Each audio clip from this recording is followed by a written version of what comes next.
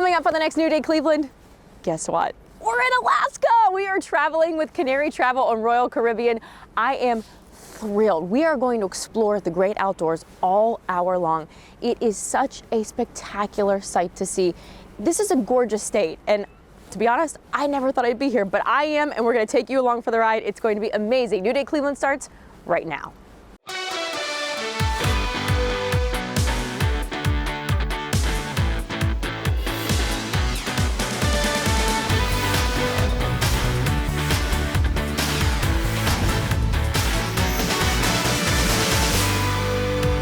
Welcome to New Day Cleveland. I am Natalie Herbig. Today, we are exploring a place that most people who visit here say you have to experience once in a lifetime. Where? Alaska. I can't believe it. So throughout this hour, you are going to see picturesque scenery. You're going to see wildlife. We're going to taste some of the true Alaskan native food. And I might do a few things that I wouldn't normally do because we have a camera involved. It's going to be a lot of fun. We're making 4 different stops, 3 here in Alaska, 1 in Canada, and we're doing it all thanks to Canary Travel and Royal Caribbean. We have over 100 viewers here with us. It is going to be a memorable experience. So I don't know about you, but let's let this journey begin.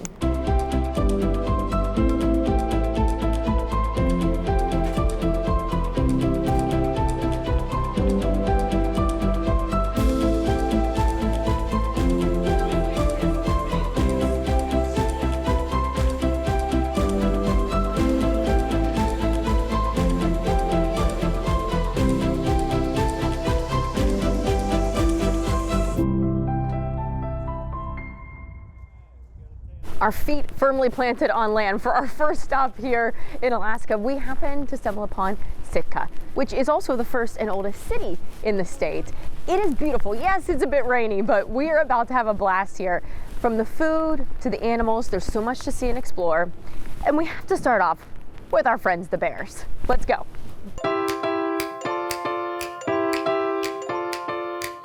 We're getting to see the bears this morning.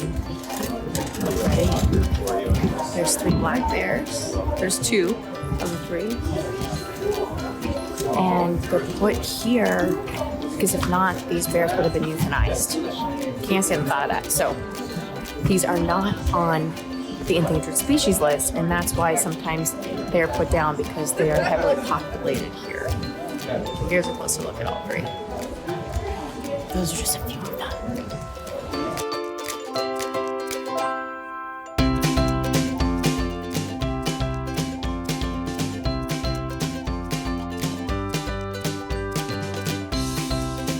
So our mission at Fortress of the Bear is to provide protection and care to Alaska's orphaned bear cubs in an enriching and educational environment. So we hope that through educating the public and in our local schools, we want to help keep Alaska's wild bears safe through those education programs.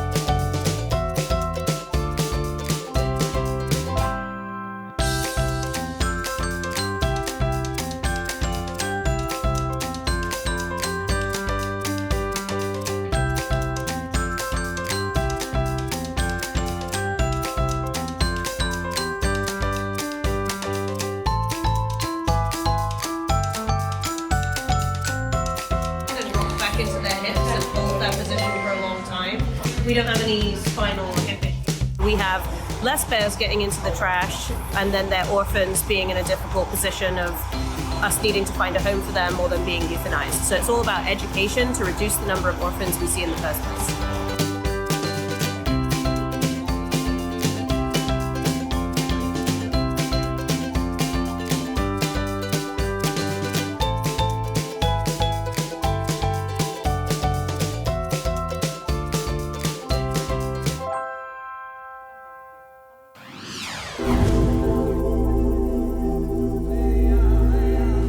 National Park in Alaska. We are here at Sitka National Park.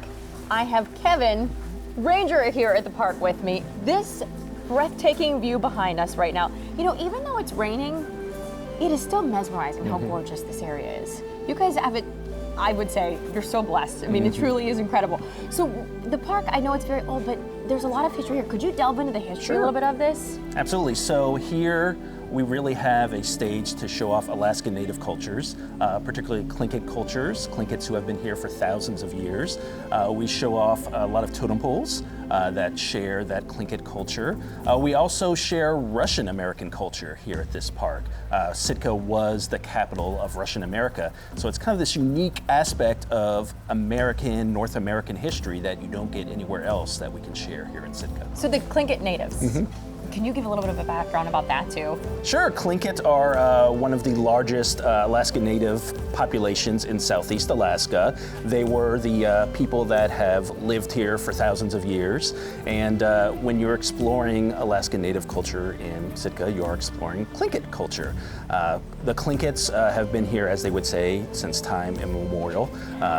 This is their land, their unceded land. And so here we get to explore not a historic culture, but still an active part of the Sitka community. So when you're here at the park, there's clearly hiking trails behind me right now. What all you can go hiking? What all can you do? Yeah, so we're at what locals often call the Totem Park part of our national park. We have 3 to 4 miles of hiking trails here. Right now you can actually see salmon spawning in the Indian River. We do have totem poles along the trail. This oldest of Alaska's national parks was put aside because we had totem poles from across Southeast Alaska that were moved here in the early 1900s. And they are periodically recarved so that people can explore Tlingit and Haida culture.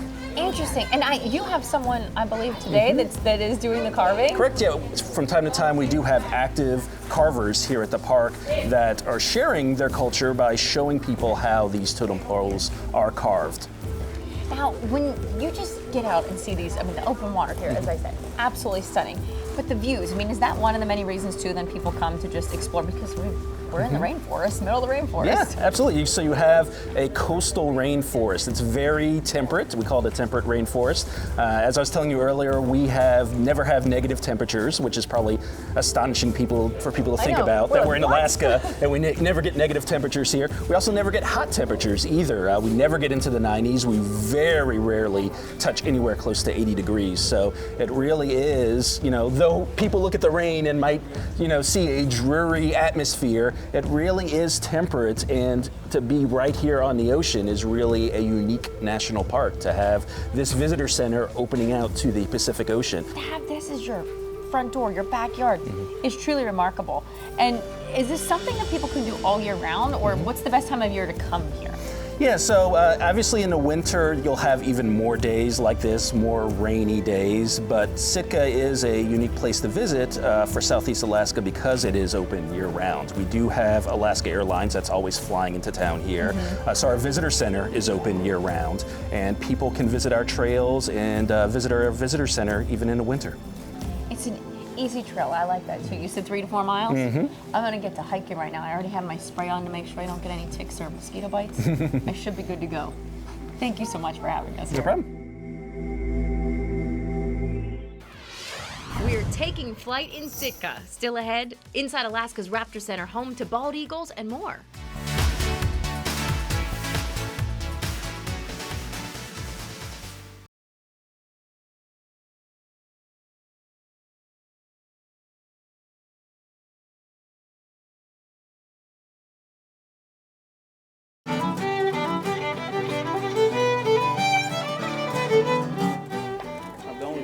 Fresh seafood.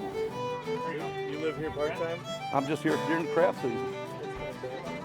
I can't travel through Alaska without trying some of the delicious food. And this is a native here. I'm gonna call you Mr. Biggin. Is that okay with you? That's cool. Cool. And you said you were the only person that offers fresh crab. Fresh cooked crab. Fresh crab. We don't want it live. No one wants it live. I don't know what I was thinking. All right, so they're back there. They are. Would you like to try a piece? I would love to try just a little piece. All right. Let me get that, Michael. Right here. Just a little. I'm gonna get you a leg off of this guy. He's a donor crab. He's a donor. Do you know that crab are the only animal that regrow eyes? They can regrow their eyes? This one won't ever be able to do it again.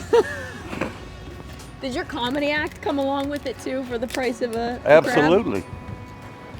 So you get do people come as a whole family and they say, okay, give me a crab, and you just give them the whole crab? I give them the whole crab. and I cut it up, break it down for them to where they can get the meat out there easier than this. It smells like it has butter all over it already. It's the way I cook them. There's no butter on this? There's no butter on that. That's Biggins Magic. That is the best tasting crab I've ever had in my life. I've done my best because I knew it was you getting it. I thank you. You're the best, you know that? I hope so. I don't know if I can go anywhere else now. Well, here, I got another piece for you. All right, let's go. I'm just kidding. What I'm You don't have to wait to do that. No, I want Oh, to. you look at Hell, if I can't eat one of these, I'm gonna feed it to a pretty woman.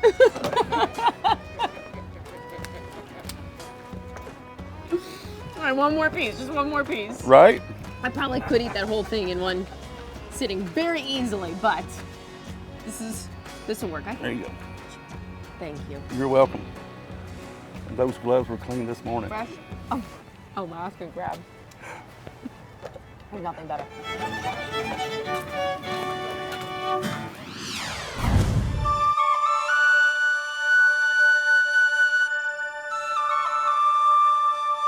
Well, it seems no matter where you look in Sitka, there is a chance that you could find a bald eagle. I happen to be at the Alaska Raptor Center right now. I have Jen with me. Thank you for having us here. Of course. So this is a place where you are definitely bound to see some bald eagles. Oh yeah, absolutely.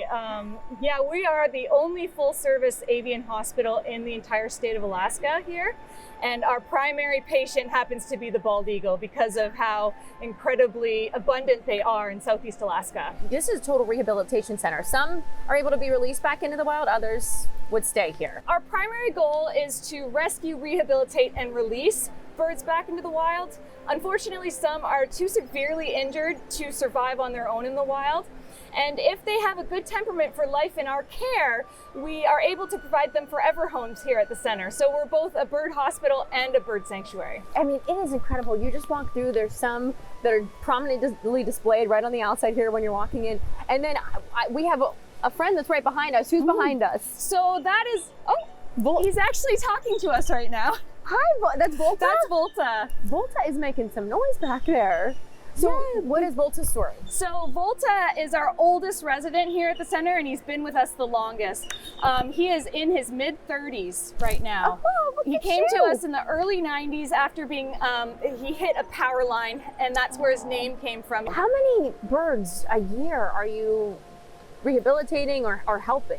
So it varies from year to year, Okay. but we see around 200 patients every year. And it's not just the bald eagles then, you'll take in other Oh yes, birds. any wild bird in need. From the smallest little hummingbird to trumpeter swans, we will come to the rescue. And then we get to learn from this. So you have these educational opportunities where people can sit and you have instructors come out and teach them all about these animals. Yes, that's a big part of our mission is education. We try to impart on people a love for wild things and wild places, and to try to preserve and conserve habitats for these majestic creatures. So I hear that there's someone you want me to meet.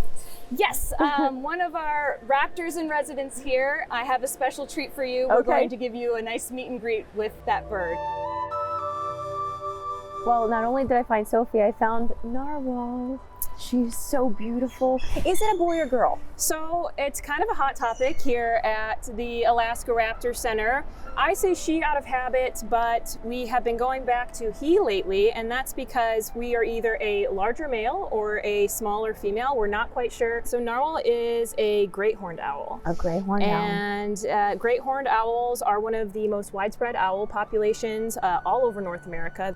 So Narwhal was found, unfortunately, on the side of a highway in Fairbanks, Alaska in 2014 after being struck by a car. Luckily, with quick reporting, we were able to get to Narwhal and we got her in, started her rehab process. The reason she's non-releasable is because she actually lost her ability for silent flight. And so being able to sneak up on their prey is incredibly important. And now that her wing beats literally became louder as she's hunting, Okay. prey can hear her coming and she can't really hear where her prey is going. She She says, "Oh, hello." Are you saying hello to me, Narwhal? Yeah. You're very beautiful. I'm so glad I got to meet you. Yeah. Thank you so much Of for course. giving me this little private experience with her. Absolutely. She's incredible. Okay, Okay, there's one more thing I had to show you before we left the Alaska Raptor Center here. We're at the Flight Training Center. So this is where they start to rehabilitate, Right. fly around. Yeah, so this is where we have the birds do their final stages of the rehabilitative journey. So they've already gone through ICU and a convalescent period. And this is where they basically do their physical therapy. As you can see over there, one of the eagles in this enclosure is demonstrating that it can fly. And that's the whole point. They're in this naturalized space. They're being exposed to the elements with this slatted roof here, keeping them, wild and strong. And then they can demonstrate to us when they're ready that they can fly and be sent back to freedom where they belong. Well, after seeing all these beautiful birds, I know that back home, we can really do something to help. We in Cleveland can still help you guys here by making donations. Oh, absolutely. We are a nonprofit charitable organization. Our mission is to promote and enhance wild populations of raptors and all wild species of birds through rehabilitation, education, and research. So if you want to join our membership or help support our efforts here, we would really appreciate that. And there one go. There we have it. Right in the middle of our shot. I feel like There's coming back around. There we go. There's no perfect way to That is amazing. Alaska Raptor Center here in Sitka. Jen, thank you for having us and taking us through this beautiful space. I mean, it is incredible. Oh, thank you. It's an absolute pleasure having you here. Wow, I am just blown away. I really am.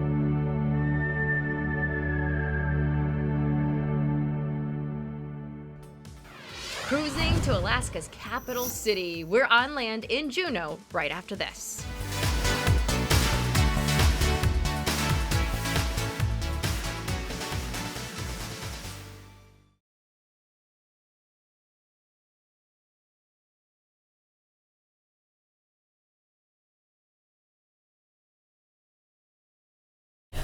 Our third stop takes us to the wonderful city of Juneau, Alaska's capital city as well. I would say that this is probably the most touristy of all the cities that has this awesome boardwalk here with a lot of different restaurants and shops. I found a restaurant that I'm definitely going to have to go to a little bit later. But we met up with Travel Juneau because we thought, well, who better to give us a tour of all the things that we must do when we're here.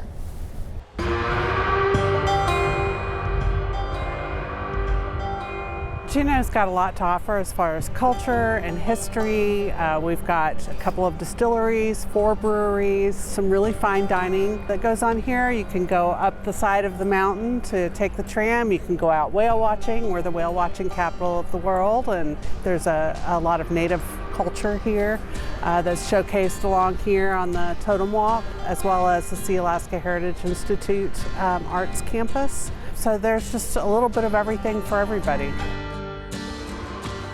There are several walking tours. There's a walking tour called Juneau Voices, where it's actually a website that you can go to, and it's where they've interviewed a lot of locals. So they tell the history as they are familiar with it and what's important to them, and you walk your way up the street. There's also a food tour. So that's a walking tour. You go to 5 different stops, as well as the Juneau Food Tour headquarters, where you can try all sorts of different goodies, from fireweed jelly and spruce tip jelly to smoked caviar made from salmon roe. There's a lot of restaurants, great views and opportunities for trying new things, and of course a lot of shopping. There's a lot of that too, so you can make sure you get a good souvenir to take home. We're very much an arts-centered community. We have a lot of galleries, a lot of art events. We have a couple of public theaters. I'd like to welcome you to the Walter Soboleff Building. We opened up May 15, 2015. This is probably the finest building in Juneau. I'm very proud to work here. It is really a classy place. What we have back here is a replica of a clan house, what a clan house looked like back in the 1800s. David Boxley and his son from the Tsimshian tribe carved and painted this. It's almost 40 feet long, 17 feet high. This screen behind you is all about this gentleman right here, Amala, he who holds the earth up. This is the earth with all the animals and spirits. Those 3 figures there represent the Haida, Tlingit, and Tsimshian. I'm very proud to say my father was Tlingit, my mom was Haida. Inside the clan house is fantastic. Our exhibit is fantastic. Everyone just loves it in there. So I'm very proud of this place. Well, I think to get the Juneau experience, you really kind of have an opportunity to go downtown, check out everything down here. And if you rent a car, you can always drive out the road. We just have one road and it dead ends. So you can drive out to the end of the road and then come back. But it's got beautiful vistas all along the way and pullouts where you can stop. What always draws me back to Alaska is the people, and they're the best. Sense of community that I've never felt anywhere else, and your family. When you have friends here, you're family.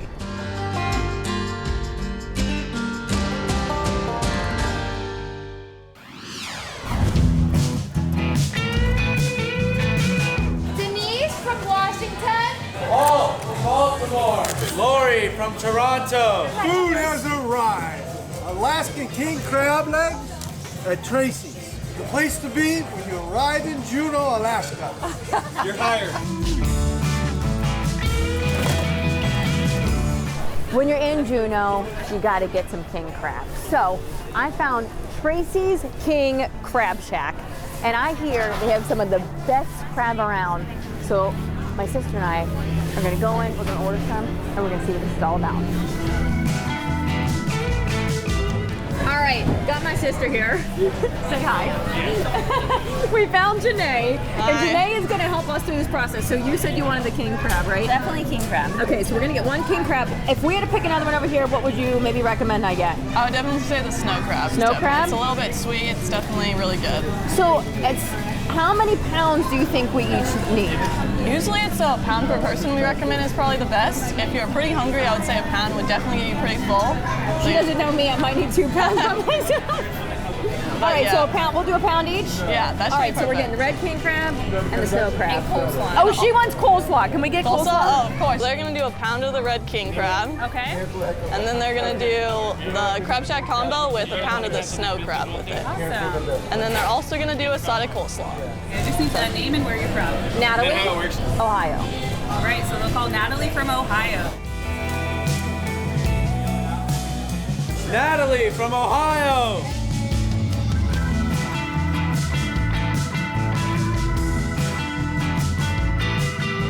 Wow, that was a grand entrance that you just made. So here's Thank the snow you. crab. Okay. Here's the golden king. Come sit next to me. Here are the rolls for you guys. Okay. Here's the bisque. I had to. We're in Alaska. You have to do this. And here are the crab cakes. Thank you so much. So, just found out as I was waiting for my food that Janae is born and raised here in Juneau, which I think is super cool. Yeah. So what, I don't think I've spoken to anyone yet who was born and raised here. Yeah. So what's it like? I just think it's like made me super just exposed to so many things, like going out with my grandparents and fishing in their boat, and just like growing up around all the mountains, being able to just go on endless amounts of hikes. And what's really funny is, you know how we're so used to seeing deer everywhere we look? We were driving down the road and the bus driver was like, there's a bear there, there's a bear there. It's like, you're bear, like deer to us. So much wildlife, like surrounded, which is so cool. You don't see that everywhere you go. It's just like so much here. It's amazing, it really is. All right, now the next question I have for you is, how do we correctly break open some of these? I can show you. So basically, the people... If my sister doesn't get over here, I'm going to eat all her seafood. Come over here. So for the crab, we cut it down all the sides. Okay, they already cut it. Okay. Yeah, so it's pretty much already cut. Okay. And then you just can take that and kind of can just go back and forth. So I'm going to kind of cheat with this one since it's kind of broken already. Honestly, yeah. And sometimes if you take it out the joints, oh, you can it's just so pull nice and soft. Yeah. It's not that hard of a shell. It's just kind of prickly on the other side. So you can get I could probably even... Oh, yeah, I don't want to do that. Yeah. But look at this. Yeah. Look at that. Okay, so I just have to do this. I have to take. Do you just use your fingers? Yeah. Or what do you really? Yeah, you get pretty. It gets pretty messy. All right, if you're sure. It's the way to do it. Yeah, just pull it out. You can dip it in some butter. It's really good.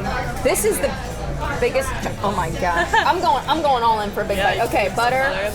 I'm making a mess already, but I know it does get messy. Yeah, this is like can be like your plate kind of the white paper. Okay. You want it to be? Oh yeah. All right, here we go.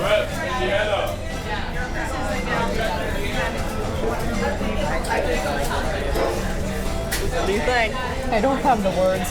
I don't have the words. But I don't think I want to leave. I love Juneau.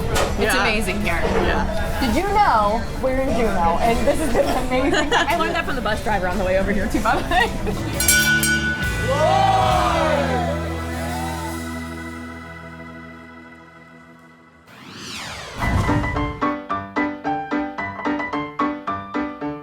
There's one more thing I have to do before I leave Juneau, and it's right in here at Red Dog Saloon. All right. Now pay attention because I'm not making this up. I'm about to order the one thing that someone told me I had to. Lauren, I heard that I had to come in here and order A duck you fart. say it. See? World famous duck fart at the Red Dog Saloon. What is a duck fart? It's a layered shot. It's made up of Kahlua, Bailey's, and Crown Royal whiskey. Okay, sounds great. You ready? Yeah. So the story goes that one day at the end of shift at the Red Dog Saloon, everyone wanted a shot, but they had drank so much during the day that all they had left was Kahlua, Bailey's, and whiskey. So they came up and they called it a duck fart.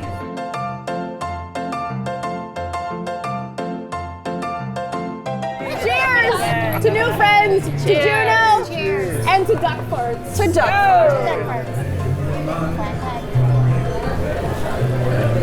Yeah! That's pretty good. I told you. Thank you, Lauren. Thank you. Nice to meet you. You too. A hidden gem in Alaska. When we return, we're exploring Icy Straight Point on land, on the water, and in the air.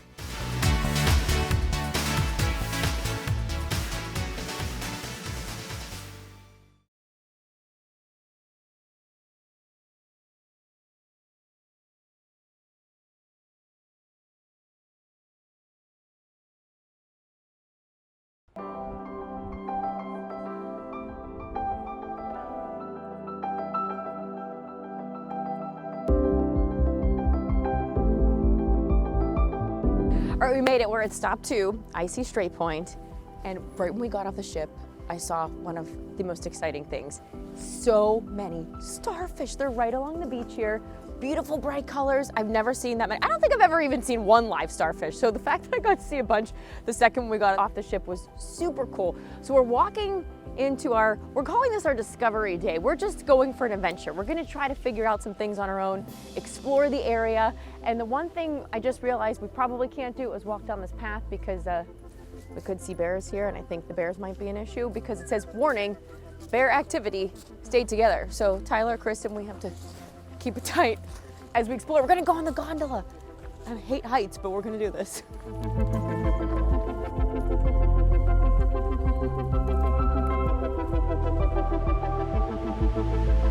We are in the gondola, and we know that I don't love heights, but I mean, how can we? This is actually the only way we can get to the rest of the activities. So we have to take this ride, which is honestly amazing. Look at the views that you can see.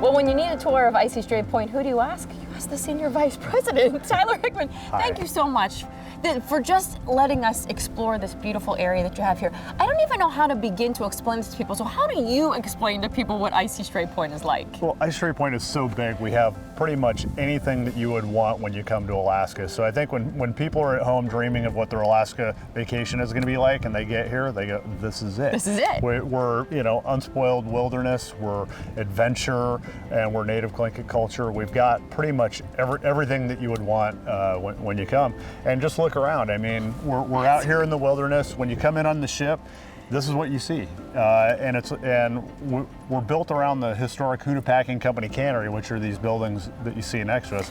So back in 1912, this opened as a salmon cannery, and it was staffed by mostly local workers at the time. And then it's flourished and had multiple lives since then. So it was a cannery from 1912 to 1953, and then in 1953 it became a maintenance facility for the fishing fleet of Hoonah, which had over 60 boats that would go out and fish salmon. And then in 2004 we opened as Icy Straight Point, which is Alaska's only privately owned cruise ship port. We've got everything here. You know, we'll see a lot of the old canning machines inside, but we also have dotted around a lot of our retail shops. And this shop right here is what I consider one of our flagship shops. Okay. It's owned by Alaska natives and locals from Hoonah. You know, Hoonah has 800 residents. It's about 1.5 miles from here around the corner, and it's great. So when the ships come in, they come into this property here, but it's allowed Hoonah to remain intact, wholly. You know, if you drive through the middle of town, you might not know that that cruise ships come through here. So it's allowed it to maintain its authenticity.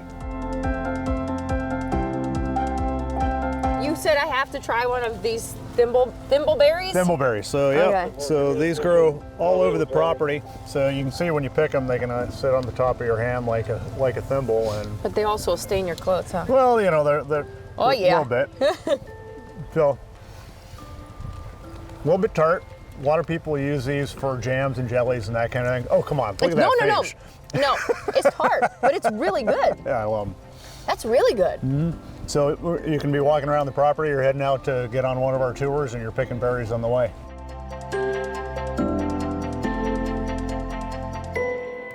Well, I feel like this is then the perfect place to end our time together at the Crab House. I know, I don't want the time to end either. It doesn't have to, but this is a great way to do it, don't you think? Absolutely. Rachel has made the famous Bloody Marys, the Krabby Marys. Krabby right? Bloody Mary. Look at this. That is loaded. Thank you, Rachel. You're welcome. Thank you so much. Loaded with crab meat. We have a crab claw, and I still have my olive in there, and the salad. I'm never leaving. Awesome. Can you make me up a room here somewhere? 'Cause this is... Okay, now I gotta try it. Absolutely. Cheers.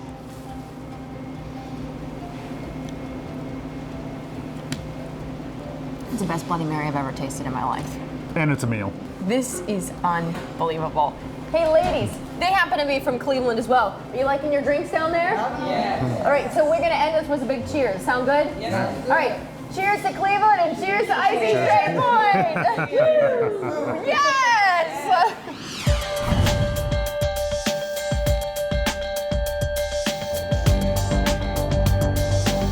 We are whale watching. She's attempting to catch whales. Pictures of whales, not really catch them clearly. Got Chris looking for some. And Tyler's still hard at work with the camera.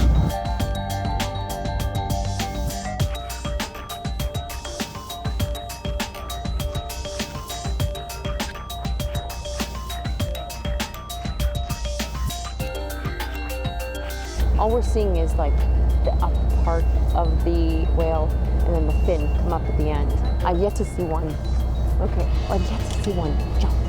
I want to see one jump and breach, you know, as the experts call it, breach.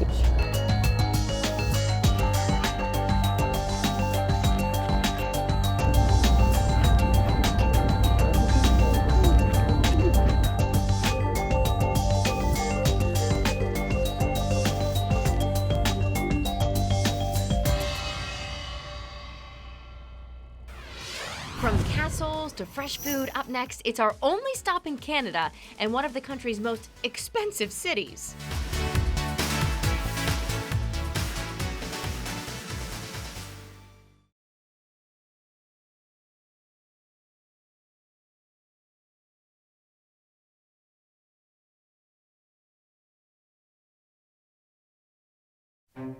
We've made it to Canada for our fourth and final stop on this incredible journey. We are here in beautiful Victoria, British Columbia. So before we show you the sights and sounds down on the water, we came up to the top of the hill here because this is a castle that has so much history dating back 200 or so years. And I am going to meet someone right now who's going to give us the grand tour. Well, I've heard of the house on the hill, but how about the castle overlooking all of Victoria?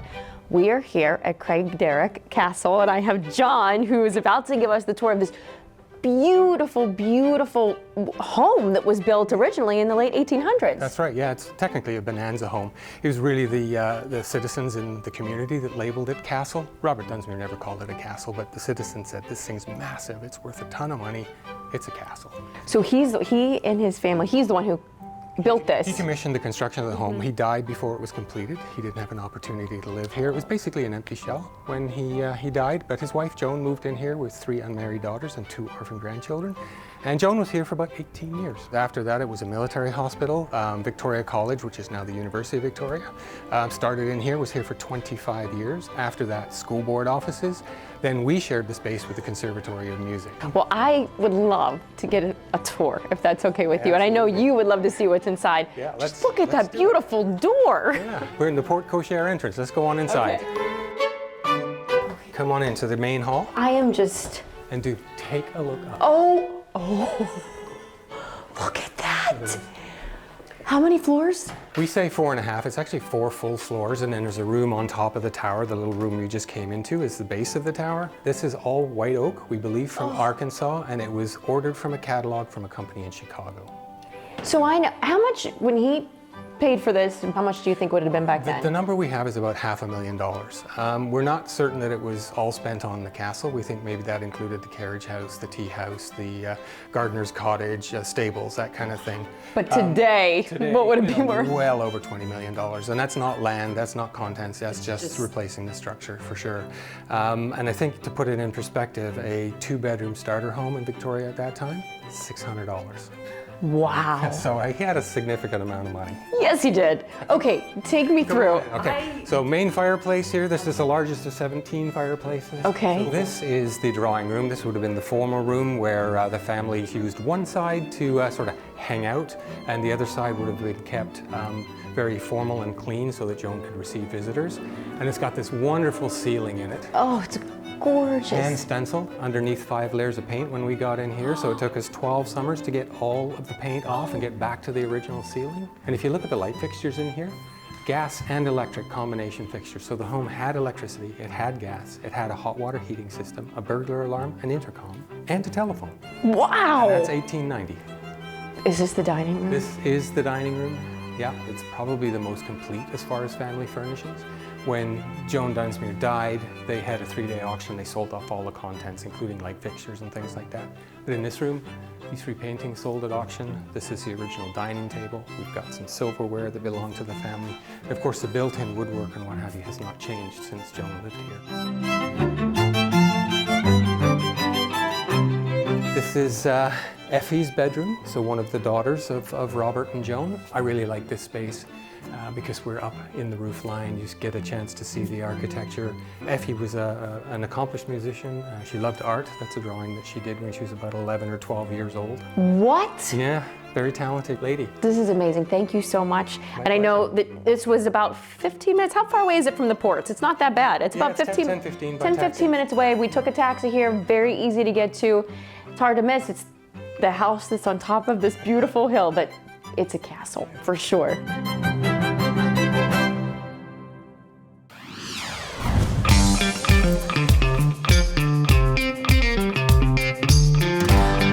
So we have found Fisherman's Wharf, and I think one of the reasons why tourists love to come here is because it's about 5 minutes of a walk from the cruise ship. So it's all about restaurants, good restaurants.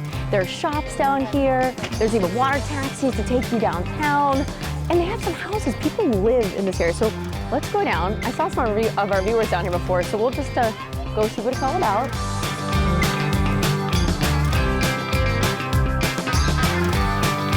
So I'm already in heaven. I see pizza, I see Mexican seafood, I see fish and chips down here. So we're just gonna see why everyone wants to come and eat down here. Where are you guys from?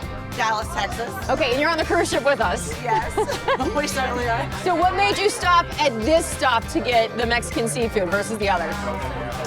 Well, we saw good selection, and they had the beer sign out, and there was some people lined up, so we were like, oh, it must be good. How good are the tacos? Tacos are pretty good. I like them. You got the French fries. Yes. And did you get fish and chips? Fish and chips, delicious, delicious, delicious. So good.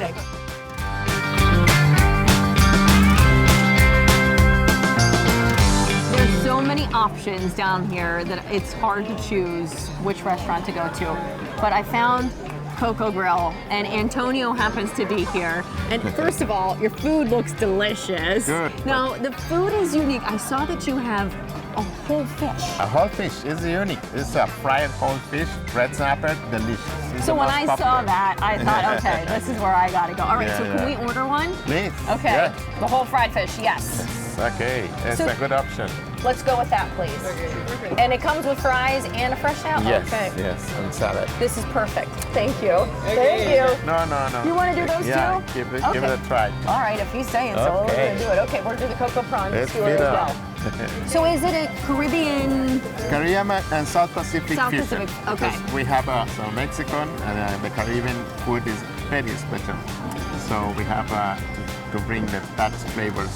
And the fried fish is a special recipe from my grandmother. Ah, so you know this is going to be we really know. good.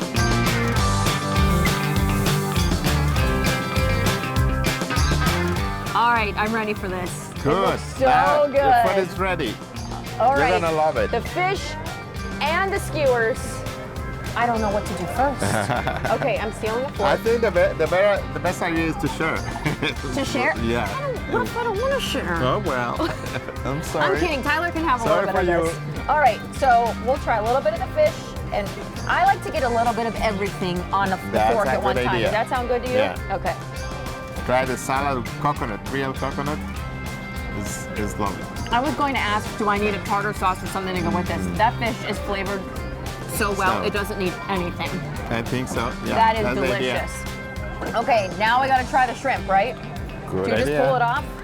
One Do at a your time? best. Do my best. Okay, Fingers allowed. fingers allowed here. All right, last bite. There you go. Big bite. Okay. Oh, hot, it's hot. Woo! This food is delicious. I see why everyone's coming It's here. a new flavor, a real flavors, Mm-hmm. natural flavors. Coconut, salmon, and all is fresh from scratch. Well, now when all of our viewers who are watching today want to come out here, Anytime. they know where they can come to eat now. Okay. Antonio, thank you so much for the You're very delicious welcome. food. Anytime. Bring your family. I'll be back. You're very welcome.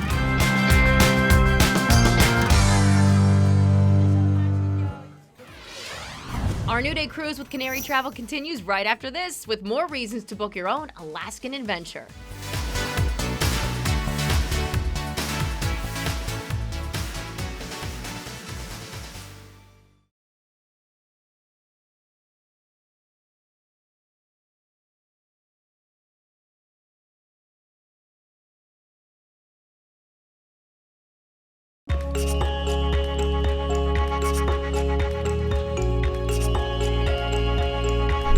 I feel like I have to give you a million thank yous over and over again. This trip so far has been absolutely incredible, and we could not have done this without Danielle and Angie with Canary Travel. Thank you. Can I give you a hug? Thank you. Thank you. I'm serious. I'm so serious. It's amazing. And I've always heard people say, you have to do this at least once in your lifetime. And now I'm getting it. I see why. Yeah, I mean, this is my first Alaska cruise as well, and it's just, I mean, the scenery is, you can't get over it. You can't get it anywhere else, so. It's incredible. And I think what's really neat is Royal Caribbean, they've adapted since we are in a colder area. They've adapted their amenities here on the ships. They have several indoor pools, they're heated, several jacuzzis. I've seen people in their bathing suits, I mean, all throughout our cruise. So. Now, I know people might not go the cruise route always, but they can come see Alaska and book through you through land packages too. They can. I mean, we even do cruise and land packages. Royal Caribbean offers where you can either do a 3 or 4 night land package and go all the way up into Denali. You can do that before your cruise, after your cruise. So lots of options. It has been, I don't even know how to explain it. You have to just experience it yourself. Yeah. I wouldn't have thought, and I think a lot of people think, I don't know if I'd put Alaska on my list, but I get why everyone says once they've been here that they know it goes to the top of their list. It does. I mean, look at where we're at right now. Where can you find glaciers in the water, ice in the water? It's amazing. Pretty. It's amazing. This trip has been truly incredible. It is a once in a lifetime type of thing. Or you don't, it doesn't have to be. You could come time and time again with them because they'll book you any year you want to, won't you? Yep, Alaska runs May through September, so can't do it year round, but definitely half the year, so. I love it, and our viewers have been truly amazing. They're enjoying themselves as well, and I know you've seen them experience this with us, and it has truly been amazing. Thank you so much. Thank you. I honestly, this might take the cake for me. It just might.